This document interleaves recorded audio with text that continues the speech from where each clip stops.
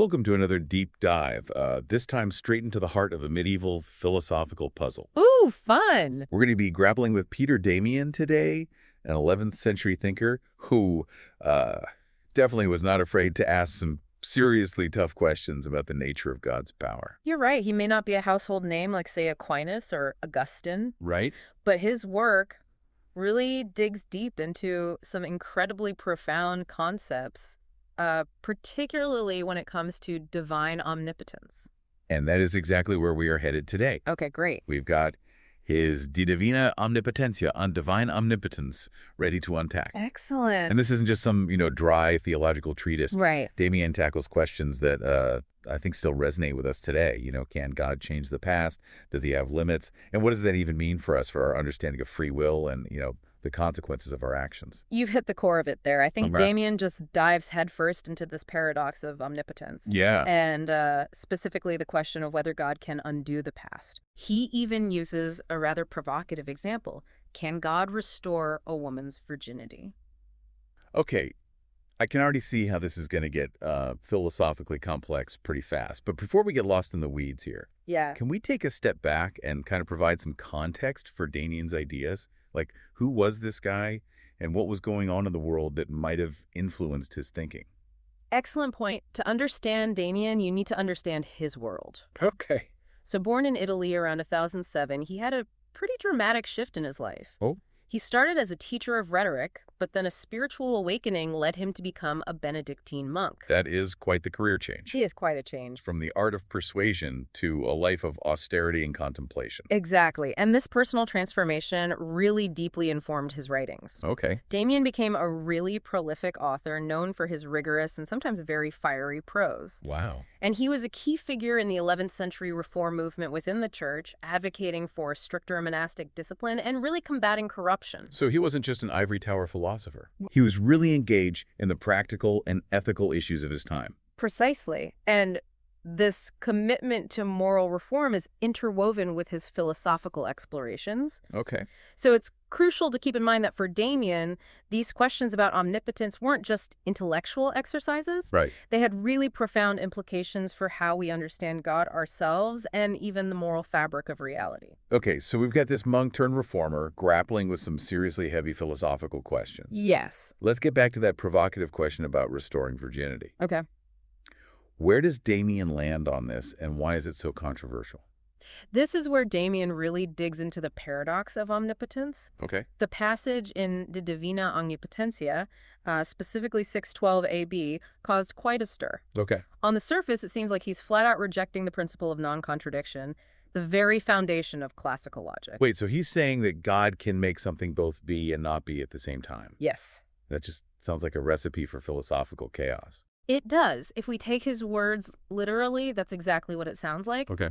But modern scholars, delving deeper into the text and considering the broader context of Damian's thought, have offered, I think, a more nuanced interpretation. So Damian isn't actually throwing logic out the window. Not quite. The key lies in understanding how Damian defines omnipotence. Okay. He's not saying God can do literally anything, but rather that God can do anything that is good. Okay, so that distinction is crucial. Yes. So not being able to do evil isn't a limit on God's power, but rather a reflection of his inherently good nature. You've got it for Damian. Evil is essentially nothingness, a privation of good. Okay. So it's not that God can't perform evil acts, Right. but rather that such acts are simply outside the scope of his omnipotence, which is inherently oriented towards the good. This makes me think of, how we often define a superhero's power Right. by their ability to do good. Yes. Not being able to harm innocent people isn't a weakness, it's part of what makes them a hero. That's a great analogy. Damian is arguing that God's power isn't diminished by not being able to do evil. Right. It's precisely his commitment to good that defines his omnipotence. So with this definition in mind, how does Damian address the question of restoring virginity? Does he believe that God can, in fact, undo this specific act? He does, but with important caveats, Oh. according to Damian, because the loss of virginity is considered an evil. Right. Its restoration would be a good act. Okay. And since God can do anything good, he could theoretically restore virginity. But doesn't that seem like messing with the past? It does. How does that square with his overall arguments about the immutability of God's plan and the limits of his power? This is where Damian's nuance comes into play. Okay. He's not talking about literally rewinding time or changing the Yeah. past. Yeah. Instead, he's referring to restoring spiritual wholeness, which he calls merits, Okay. or even physical integrity through a miraculous act. So it's not about going back in time, but rather about God enacting a change in the present, a kind of divine intervention that restores something that was lost. Exactly. Damian uses a brilliant analogy to illustrate this point. Okay. He compares restoring virginity to closing a door that was previously opened. Okay. You're not traveling back in time, you're simply changing the present state of the door. That's a helpful way to visualize it. It is. But this still leaves us with, I think, the bigger question. Can God undo the past in a broader sense?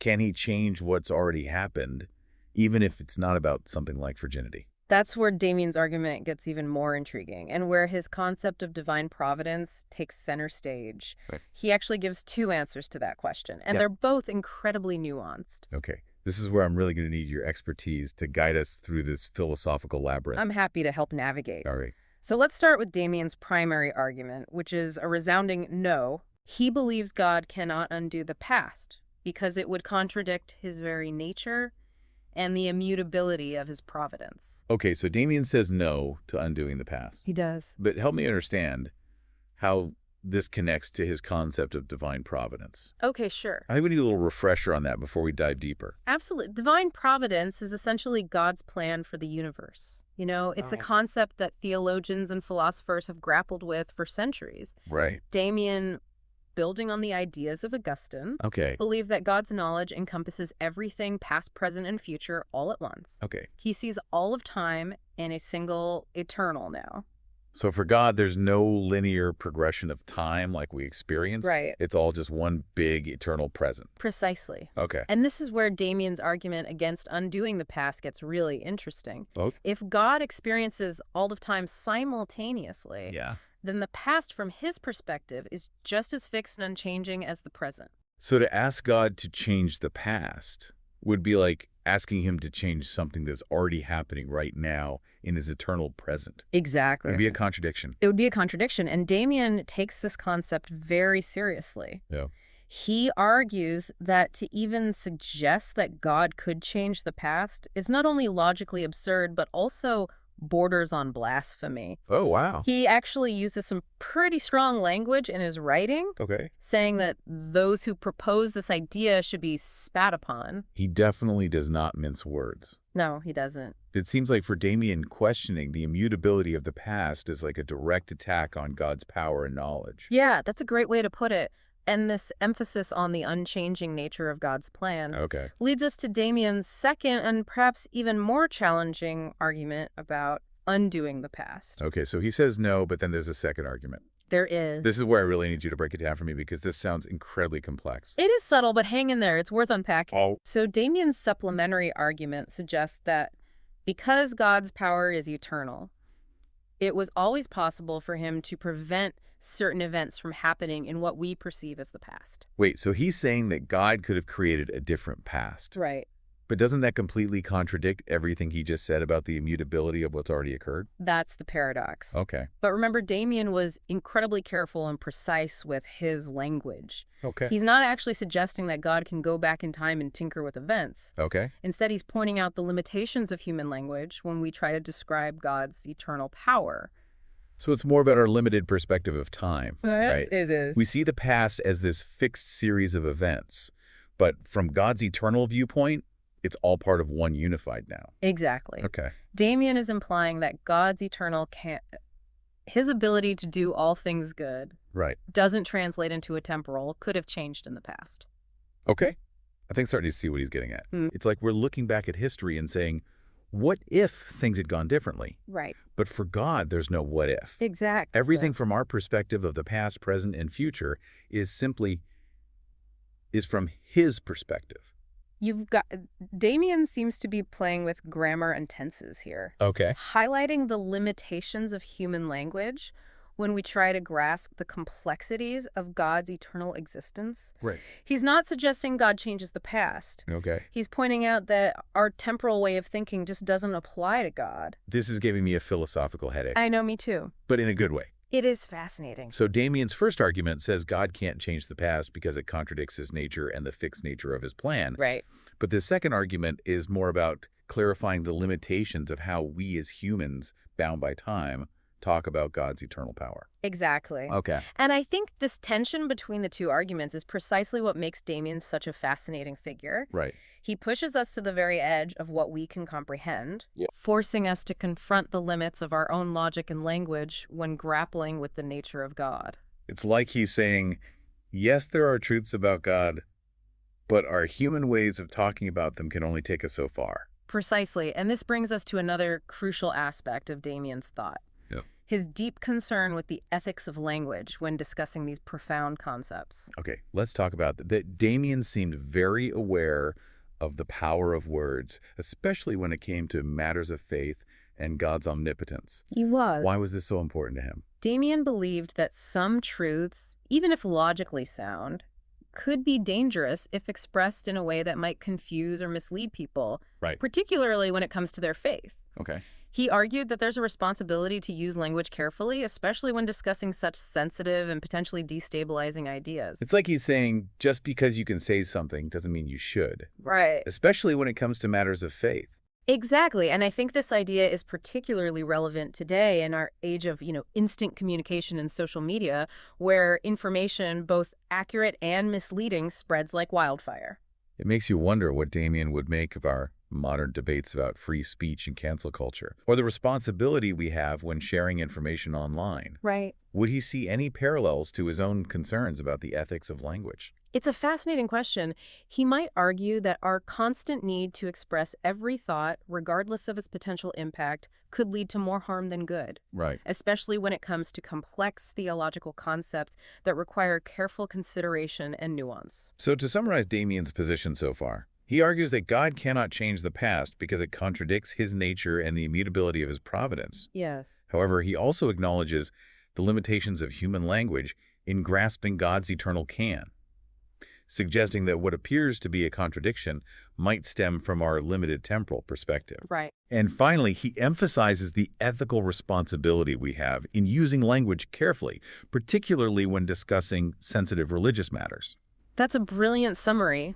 Thank you. You've managed to capture the essence of Damian's very complex arguments. Well, I couldn't have done it without your expert guidance, but I'm curious, what are the broader implications of Damian's ideas? How have they influenced later thinkers? And do they still hold relevance for us today?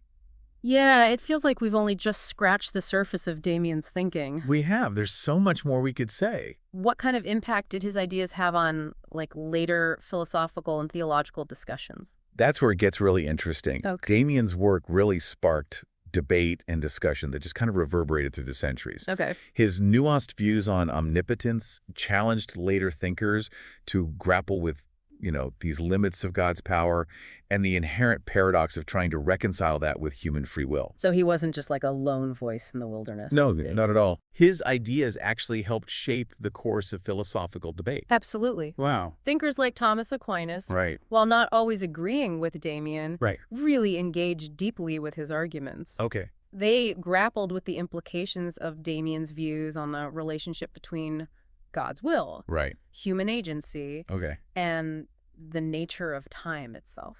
It sounds like Damian's work, even when controversial, really served as a catalyst for some incredibly important philosophical conversations. It did, and this is where we start to see the enduring legacy of Damian's ideas. Okay. Even though his writing, might seem rooted in a very specific medieval context, Yeah. his questions about power, free will, the limits of human understanding, they're timeless. They are. It makes you wonder what Damian would make of our modern world. Right. We're so obsessed with controlling the past, predicting the future, debating every possible what-if scenario. It's true. Do you think his ideas might offer some perspective on our very contemporary anxieties? I think Damian's perspective would be both fascinating and challenging for us today.